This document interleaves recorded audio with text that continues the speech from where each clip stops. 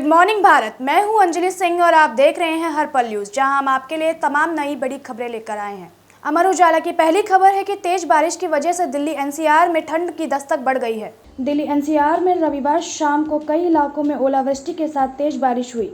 इससे अधिकतम और न्यूनतम तापमान में गिरावट आने से ठंडक का एहसास बढ़ गया है।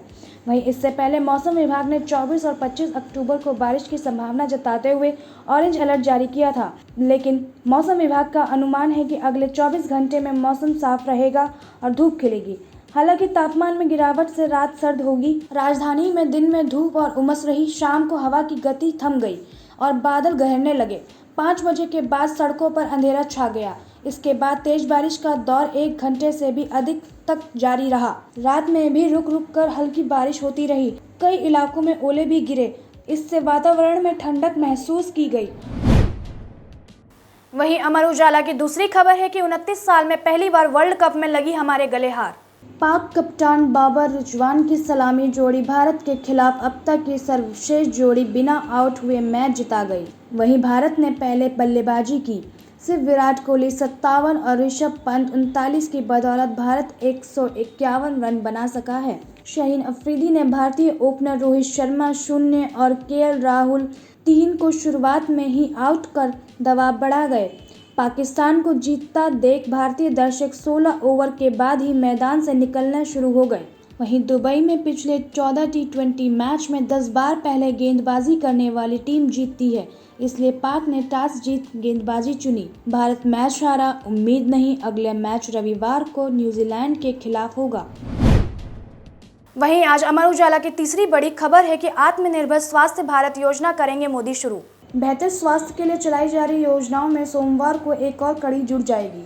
अपने सदस्य क्षेत्र वाराणसी में प्रधानमंत्री नरेंद्र मोदी स्वास्थ्य भारत योजनाओं राष्ट्र को समर्पित करेंगे। साथ ही यूपी के 9 मेडिकल कॉलेज का उद्घाटन करने के अलावा 4 माह बाद होने वाले चुनाव के मद्देनजर राज्य में 5200 करोड़ रुपए की कई विकास योजनाओं की शुरुआत भी करेंगे। वहीं 64,180 करोड़ की इस योजना के तहत एकत्रित पोर्टल शुरू होगा, जिससे सभी जन स्वास्थ्य प्रयोगशालाएं जोड़ी जाएंगी। देश भर के 17,1778 गाँव और 11,024 शहरों में वेलनेस सेंटर और 602 जिलों में क्रिटिकल केयर अस्पताल बनाए जाएंगे। वहीं अमर उजाला की आज चौथी बड़ी खबर है कि पीएम मोदी 28 अक्टूबर से इटली और ब्रिटेन के दौरे पर होंगे। प्रधानमंत्री नरेंद्र मोदी जी 20 शिखर सम्मेलन में अफगानिस्तान संकट, जलवायु परिवर्तन की चुनौतियों और कोरोना महामारी से पूरी दुनिया के साझा प्रयास से निपटने का आह्वान करेंगे। 2 दिवसीय शिखर सम्मेलन 30 अक्टूबर से इटली में शुरू हो रहा है।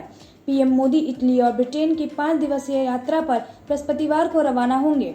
वहीं पीएम 20 के अलावा जलवायु परिवर्तन पर 26वें शिखर सम्मेलन इटली, गलसागो, ब्रिटेन की यात्रा करेंगे। माना जा रहा है कि पीएम 20 की अहम बैठक में दुनिया से अफगानिस्तान पर संयुक्त दृष्टिकोण अपनाने का आह्वान करेंगे।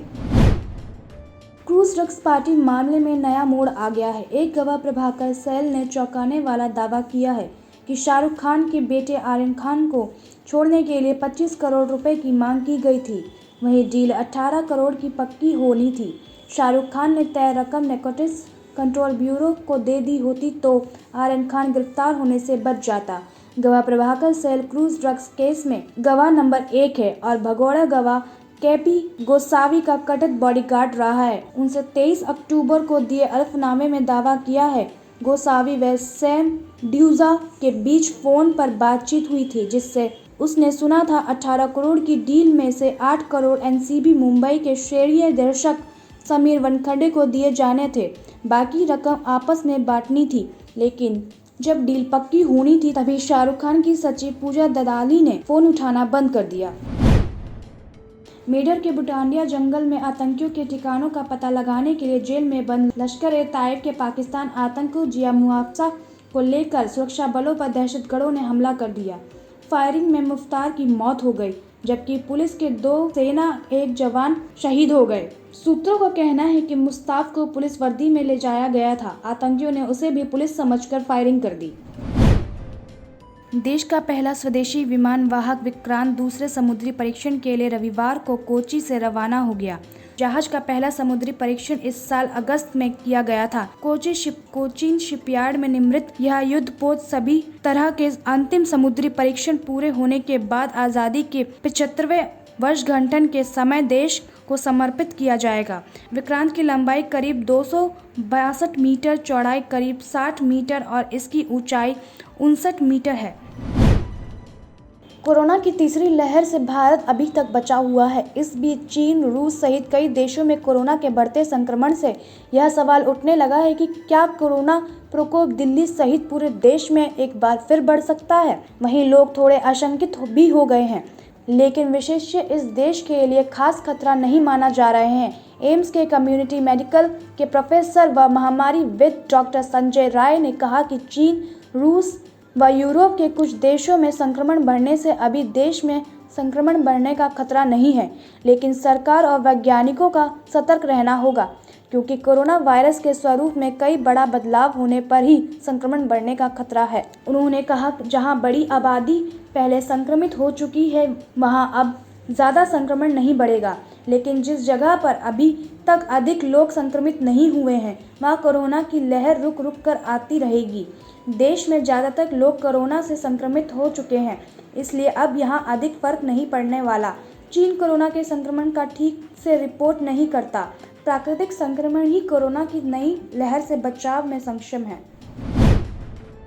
भारत लंबित सीमा पुलिस ने रविवार को अपना 60वां स्थापना दिवस मनाया। ग्रेटर नोएडा में आईटीबी के 79वीं वाहिनी के कैंप में जवानों ने हैरतअंगेज करतब भी दिखाए। मुख्य अतिथि केंद्रीय गृह मंत्री नित्यानंद राय ने परेड कैंप में सलामी ली। उन्होंने आईटीबी के 23 जवानों को पुलिस पदक से सम्मानित किया। इसमें 20वें जवान भी शामिल थे, जिन्होंने पिछले साल मई-जून में लद्दाख की गलवानी घाटी में अदम्य साहस से चीनी सैनिकों से मोर्चा लिया था। उन्होंने शहीद जवानों को श्रद्धांजलि भी दी। केंद्रीय मंत्री ने कहा कि आईटीबी के जवान हिमालय क्षेत्र में अति दुर्गम अग्रणी चौकियों पर उत्साह और चौकसी के साथ देश की सीमा की सुरक्षा में जुटे हैं। उन्होंने आईटीबी के कोरोना वायरस की तारीफ की। केंद्रीय मंत्री ने 10 शहीदों के स्वजन से भी मुलाकात की।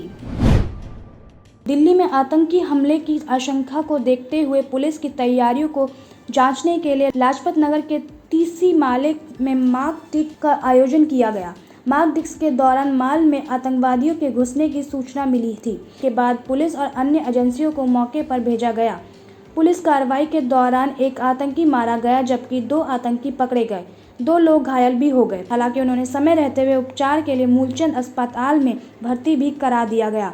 पुलिस अधिकारियों ने बताया कि 23 अक्टूबर की शाम को 6:10 पर लाजपत नगर तीसरी माल में आतंकी हमले की कॉल मिली थी। सूचना के बाद लाजपत नगर एसीपी, एसएचओ समेत अन्य सुरक्षाकर्मी अत्याधुनिक अन्य उपकरणों से लैस होकर तुरंत मौके पर पहुंचे और शाम 6:13 पर नियंत्रण किया। इस घटना में 2 लोग घायल हो गए, जिन्होंने बीट वैन, पीसीआर और आईआरबी वाहन में मूलचंद अस्पताल में भर्ती कराया गया। पुलिस पार्टी की मदद से तुरंत इलाके की घेराबंदी कर गई। इस इलाके में 3 लेयर की घेराबंदी की गई थी।